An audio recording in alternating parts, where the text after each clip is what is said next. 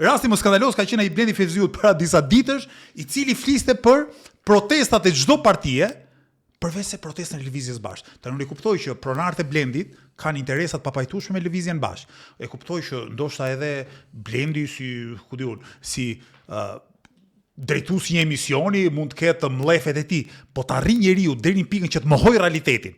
Pa të mohoj realitetin publikisht, jo në kafe të ankohet me njëri, po të mohoj realitetin publikisht dhe të mos pranoj që Lëvizja Bashkë po proteston, dhe është protesta më e rëndësishme që po ndodh në Shqipëri.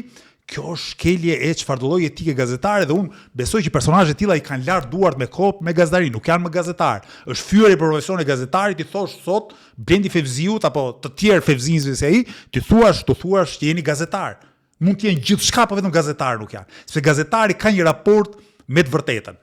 Jo me gënjeshtrën, jo me shërbimin ndaj pushtetit, po vetëm me të vërtetën. Dhe gazetari duhet të jetë në radh par kritik ndaj pushtetit. Dhe jo t'i bëj lajë lule njerëzve të pushtetshëm të korruptuar.